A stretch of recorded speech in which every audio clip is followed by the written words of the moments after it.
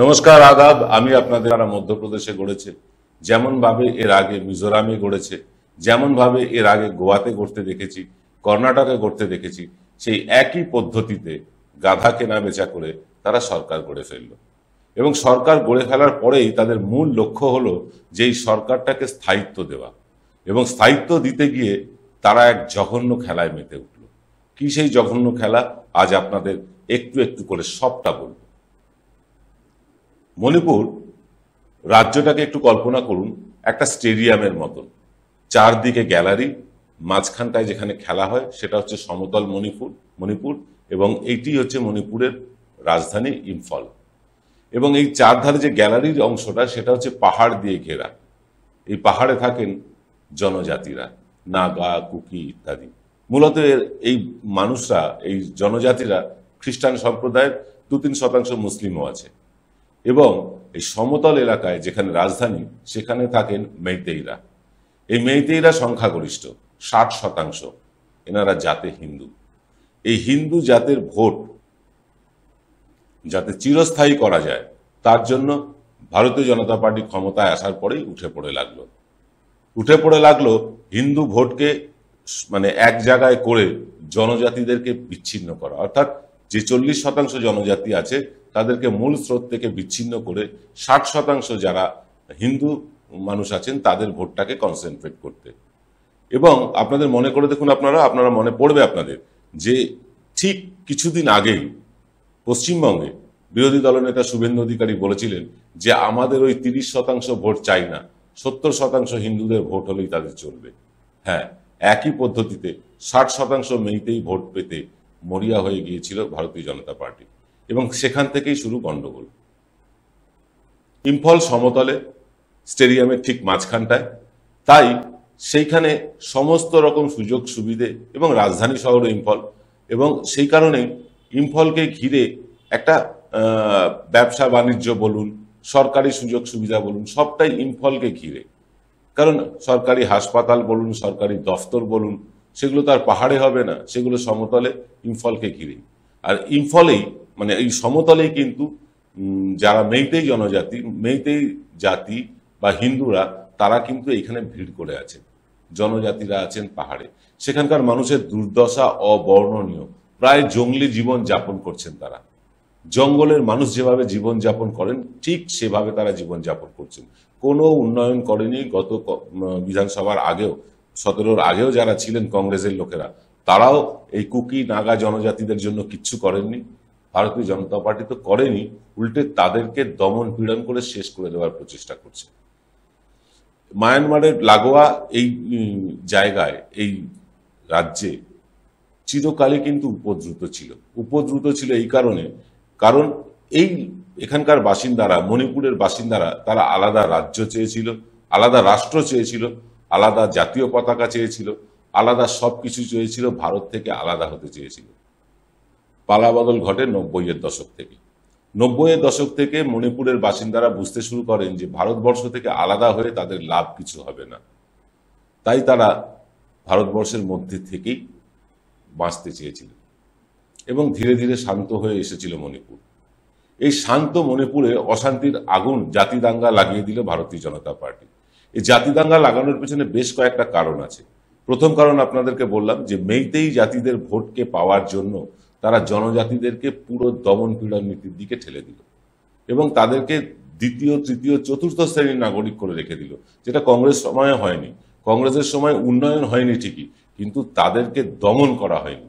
এখানে কিন্তু ভারতীয় জনতা পার্টি আসার সঙ্গে সঙ্গে তাদেরকে দমন পীড়নের মাধ্যমে, অত্যাচারের মাধ্যমে তাদেরকে নিয়ন্ত্রণ করার চেষ্টা হলো। আর এখানেই বাঁধল গন্ডগোল। সাধারণত এই নাগা, কুকি যে জনজাতিরা পাহাড়ে থাকেন, তাদের একটা রক্ষা কবচ আছে। তারা শিডিউল ট্রাইবের অন্তর্গত, এবং এখানে 371 ধারা জারি আছে। 371 ধারা কি? কাশ্মীরে যেমন 370 ধারা, তার খানিকটা কাছাকাছি এই 371 ধারা, যে এখানে অন্য জায়গার মানুষ গিয়ে সেখানকার জঙ্গল জমি দখল করতে পারবে না বা কিনতে পারবে না। ভারতীয় জনতা পার্টির সরকার আসার পর হাইকোর্ট নির্দেশ দিল যে মেইতেই যারা সমতলে থাকে, যারা হিন্দু, যারা অর্থশালী, যারা বিত্তশালী, এবং যারা সব সুযোগ সুবিধা সরকারের ভোগ করে, তারাও এই শিডিউল ট্রাইবের অন্তর্গত হবে। প্রমাদগুলো যারা নাগা, কুকি জনজাতির মানুষেরা, তারা এমনি যাতে খ্রিস্টান সংখ্যালঘু, তারপরে তাদের যে সংখ্যালঘু হওয়ার পরেও যে জনজাতি হওয়ার যে অধিকার, জল, জঙ্গল, জমি, পাহাড়, এই যে অধিকার, সেই অধিকার তারা হারাতে বসলো। কারণ যদি এই মেইতেইরাও যদি এই শিডিউল ট্রাইবের অন্তর্গত হয়, তাহলে তারাও গিয়ে পাহাড়ে জমি জঙ্গল দখল করতে পারবে, কিনতে পারবে। নাগা কুকিরা কিন্তু ভয় পেয়ে গেল। তারা ভাবলো তাদের ভাষা, সংস্কৃতি, তাদের সমস্ত কিছুর ওপরে মেইতেইরা আবার জাঁকিয়ে বসতে চলেছে। সমতলে তাদের ঠাঁই নেই কুকি নাগাদের, কারণ সমতলে মাত্র 20% মানুষ তারা সরকারি চাকরি করে। নাগা কুকিদের মধ্যে 100% সরকারির মধ্যে মাত্র 20% হচ্ছে এই জনজাতি, আর 80% হচ্ছে এই মেইতেইরা। অর্থাৎ সমস্ত সরকারি সুযোগ সুবিধা মেইতেইরাই পায়। তাছাড়াও যা বিধানসভার ক্ষেত্রে এই 60-61টি বিধানসভার আসনের মধ্যে মাত্র 20টি হচ্ছে নাগা কুকিদের জন্য বরাদ্দ। 40টি আসন বরাদ্দ কিন্তু এই মেইতেই প্রধান অঞ্চলের জন্য। অর্থাৎ 40টি আসনে তারা বেশি, মেইতেইরা সংখ্যায় বেশি, তারা সমস্ত সুযোগ সুবিধে পায়। এরপরেও যদি পাহাড়, জল, জঙ্গল ইত্যাদির ওপরে মেইতেইদের অধিকার জন্মায়, নাগা কুকিরা আরো কোণঠাসা হয়ে যাবে। তাই তারা বিদ্রোহ শুরু করলো যে তারা এই আইন মানবে না। সেখান থেকে ধিকি ধিকি জ্বলতে শুরু করলো মণিপুরের আগুন। আসছি ছোট্ট একটা বিরতির পর। जय भीम, जय जोहार। आप सबको प्रवीण विश्वास का आदाब और नमस्कार। खबर के साथ मीडिया संस्थानों का आंख मिचौली कोई नई बात नहीं है, सदियों से चलता आ रहा है ये सिलसिला। मीडिया कुछ खबरें छुपाती है और कुछ छुपा हुआ खबर भी उभर के लाती है आपके लिए। इस गोदी मीडिया का युग में एक नया सिलसिला चालू हुआ। सरकारी बूट चाटने का एक नया तरीका शुरू हो गया टेलीविजन पर, पूरे टेलीविजन चैनलों में। एक प्रतियोगिता सा लग रहा है कि कौन किससे ज्यादा तलवा चाट सकते हैं सरकार का।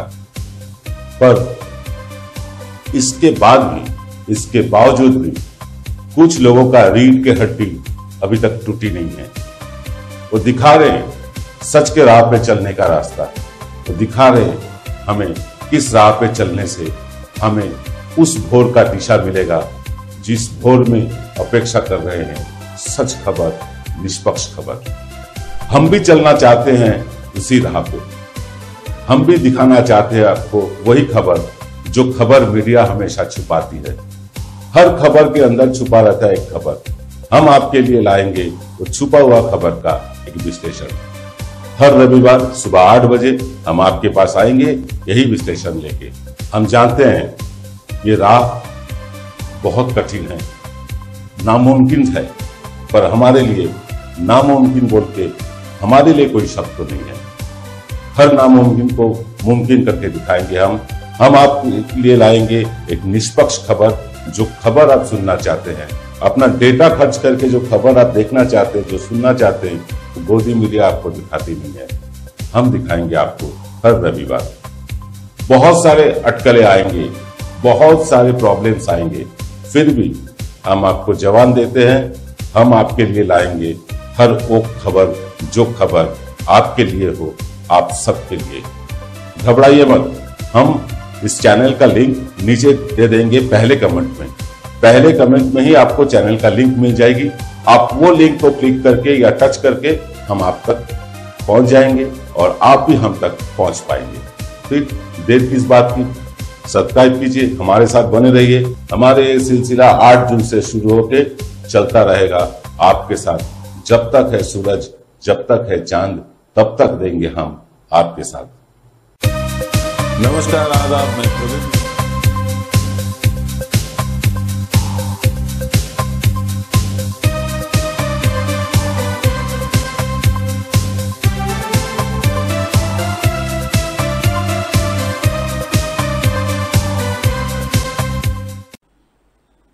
ফিরে এলাম বিরতির পর। নাগা কুকিরা নিজেদের ভাষা, সংস্কৃতি, নিজেদের সবকিছু রক্ষা করার জন্য ঝাঁপিয়ে পড়লেন। তারা মানতে চাইলেন না যে মেইতেইরাও তাদের শিডিউল ট্রাইবের আওতায় চলে আসবে এবং পাহাড়, জল, জঙ্গল, জমি সবকিছু তাদের মধ্যেও কিন্তু সমানভাবে বন্টিত হয়ে যাবে। এটা তারা মানতে পারলেন না। এমনি মেইতেইরা কিন্তু সমস্ত সরকারি সুযোগ সুবিধা ভোগ করে। পাহাড়ের মানুষের পায়ে যদি কেউ সাপেও কামড় দেয়, কোনো সাপেও কামড় দেয়, তাদের চিকিৎসা হয় না। আর সমতলে ইম্ফলে মেইতেইরা যেখানে থাকে সেখানে জ্বর সর্দি কাশি হলেও সরকারি হাসপাতালে চিকিৎসা পাওয়া যায়। তফাৎটা এখানে। প্রান্তিক অঞ্চলে রেশন পৌঁছয় না, সরকারি পরিষেবা পৌঁছয় না, বিদ্যুৎ পৌঁছয় না, সড়ক নেই সেখানে, পায়ে হাঁটার মতন রাস্তাও নেই। ঝাঁ চকচকে ইম্ফল শহরের সমস্ত সুবিধে ভোগ করে হিন্দু মেইতেইরা। তারপরেও যদি তাদের কাছ থেকে শিডিউল ট্রাইবের তকমা তাদের কাছ থেকে নিয়ে আবার যদি নিয়ে নয়, তাদের সাথে যদি মেইতেইদেরকেও দিয়ে দেওয়া হয়, স্বাভাবিকভাবেই নাগা, কুকি ইত্যাদি খ্রিস্টান জনজাতিরা তারা কিন্তু তাদের অধিকার খর্ব হবে, তাদের অধিকার বণ্টিত হয়ে যাবে। তারা কিন্তু জ্বলে উঠলেন বিদ্রোহের আগুনে।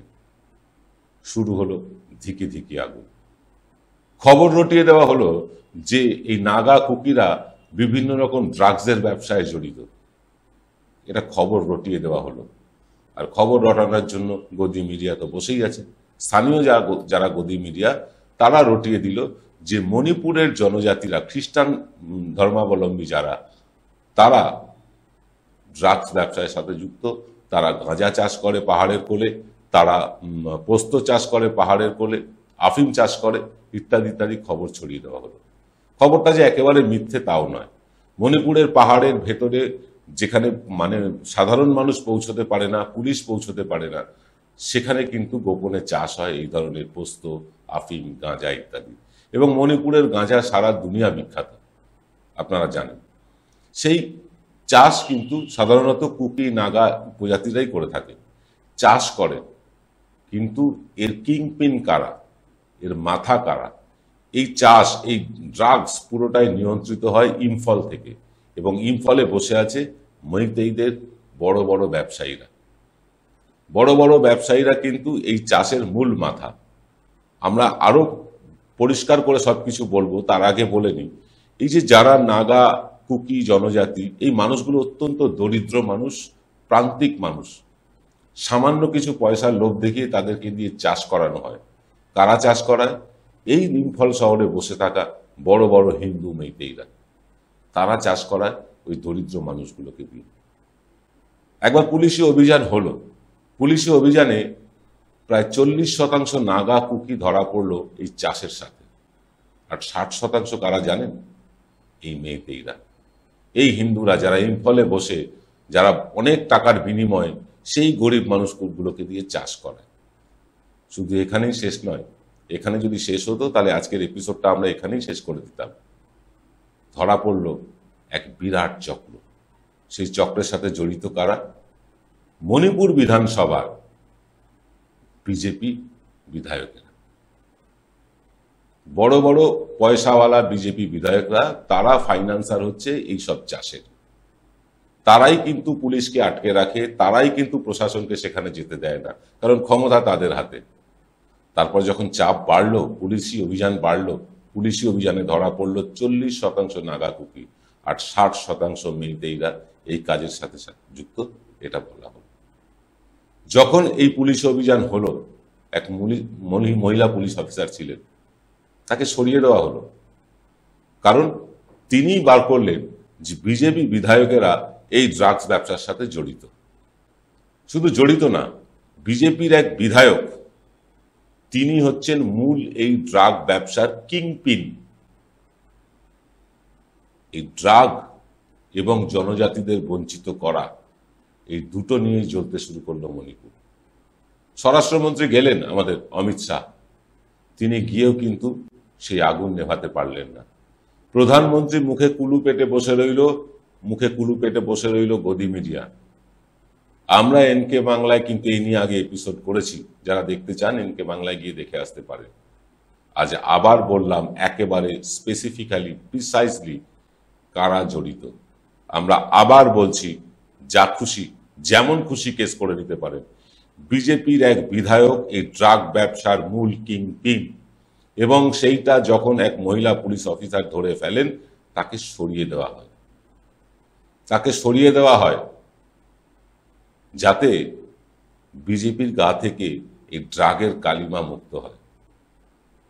সেই 3রা মে থেকে আজ জুন মাস হয়ে গেল, প্রায় 1.5 মাস ধরে জ্বলছে মণিপুর। 100-র বেশি মানুষ খুন হয়েছেন। 100 তো খুন হয়েছেন সরকারি হিসেবে, বেসরকারি হিসেবে এখনো পাওয়া যায়নি। কারণ আমাদের গদি মিডিয়া, আমাদের দেশের মেইন স্ট্রিম মিডিয়া, তারা উত্তর পূর্বের খবর দেখায় না। ত্রিপুরায় যখন একচেটিয়া ভাবে বিজেপি জেতার পর, গত বিধানসভা নির্বাচনের পর কমিউনিস্ট নিধনে নেমেছিল, কমিউনিস্টদেরকে বাড়ি ছাড়া করেছিল, আগুন দিয়ে পুড়িয়ে দেওয়া হয়েছিল কমিউনিস্ট নেতাদের বাড়ি, কোনো মিডিয়া সরব হয়নি। আমরা প্রতিবাদ করেছিলাম। যেভাবে কমিউনিস্ট এবং কংগ্রেসদেরকে পুড়িয়ে ছাড়খাড় করে দেওয়া হয়েছে ত্রিপুরায়, ঠিক একইভাবে নাগা কুকিদের পুড়িয়ে ছাড়খাড় করে দিতে চাইছে মণিপুরে। কারা করছে? কমন ফ্যাক্টর একটাই, কমন ফ্যাক্টর বিজেপি। মণিপুরেও বিজেপি, ত্রিপুরাতেও বিজেপি। এভাবেই কিন্তু দাঙ্গার আগুন কিন্তু আস্তে আস্তে ছড়িয়ে পড়ছে নাগাল্যান্ডে, মিজোরামে। জনজাতিদের অধিকার নিয়ে কিন্তু সরব হচ্ছেন জনজাতিরা।